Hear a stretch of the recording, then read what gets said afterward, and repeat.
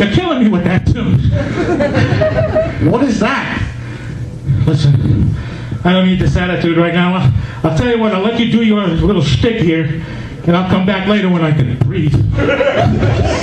That's my whole point. Homer Benvenuti, everyone. One more time. We're supposed to be up here doing comedy together. He's out of breath now. Hey, don't eat my pizza back there. Anyway, thank you for coming out. I'm Stigs. I'm half of the Tomer and Stigs, the Fat Bastards of Comedy. Thank you for coming out to this wonderful theater. The last place I played at was horrible. It's probably closed by now. This place, it was a hotel casino, and we were doing a show there every week. And every Friday morning, I'd call up just to make sure the place was still open. I mean, this place was horrible. We get rooms when we're performing there, and I slept on the floor just to piss the bed bugs off. They didn't have anything to eat, so they complained. Anyway, my name is Mike Stigs. I only use that for my comedy. My real name is Michael Anthony Joseph Castiglione. Almost. My name is so long it wraps around the back of my driver's license. That's why I use Mike Stigs. It's a lot easier for doing comedy. People will be like, what was that guy's name? I don't know, it was longer than John Jingle Hypersmith, something like that. Anyway, this economy stinks. My car is worth more than my house. And I drive a Dodge Neon. For the past 3 days, I've been calling it a BMW because someone decided to break my window. A lot of people have lost their jobs. 5 years ago, I lost my job. I used to work for an airline company, and one day there was a plane crash. And they asked me to call the People's Family. But I don't know what to say. Good news, you don't have to pick up anyone at the airport.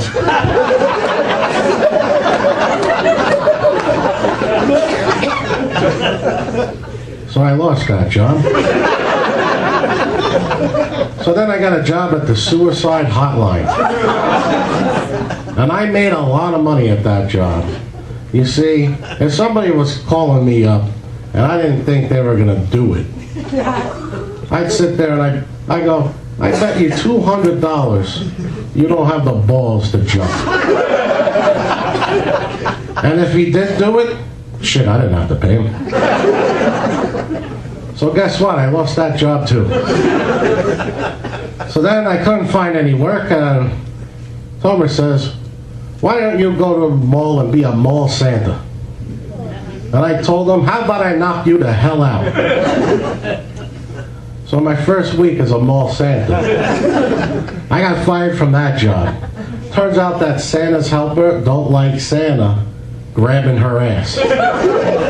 She turned around and kicked me right in the balls. And she used her mistletoe. For 2 days I was teabagging a bucket of ice. Every time I went to the bathroom, I went peacicles. Yeah, so now I'm a comedian. You can see why. You just can't get any work once you've been fired 3 times. But anyway, I'm sure you're all wondering, I weigh 299 pounds. Yes! Did you know there are people that weigh 300 pounds? Those fat bastards. I actually had to skip lunch so I could still do that joke. I'm a big guy. They make extra large shirts, extra large pants, even wide shoes. But they only make one size toilet seat. And one size toilet seat doesn't fit everybody. Me sitting on a toilet seat is like a normal person sitting on a shot glass. And last week, I cracked my toilet seat. So now I gotta do poop shots. I gotta bend over and use the seat cover as a backboard. I just got back from California and I noticed every time I fly they give me a special seat. The one by the door. And I know what they're thinking. If the door falls off, my fat ass will plug the hole. Now, because I do comedy, I'm flying all the time, and this is the part I don't get. Every time they're doing these announcements, and the stewardess is telling us about how to use the mask and the seatbelt. Meanwhile, if you don't know how to use a seatbelt, you shouldn't be on a plane. But they come to this one part, and they said, in case of an emergency landing over water, you could use your seat cover as a flotation device. Has anybody ever heard of a plane crashing into the ocean and then the news saying, and all 287 people were rescued because they all were using their seat cushion? No. You've never heard it because I don't think it works. Now, let's break it down for you a little deeper than that. Deeper, we're talking about water, right? Remember that plane that landed in the Hudson River about a year ago? Captain Sullivan, whatever his name is? Remember that picture of after they hit the water and landed and the plane just sitting there, everybody standing on the wing? You remember that picture? How many of them had a seat cushion in their hand? Yeah, none of them. You want to know why? Thank you. You want to know why? As soon as that plane hit the water, the stewardess grabbed the microphone and go, what I was telling you about the seat cushion is a bunch of bullshit. Just leave it there. We don't want to replace them. It's going to cost a lot of money once we tow the plane out of the water. Hey, are you ready back there? Are you ready? We're supposed to be doing this together. Hold on.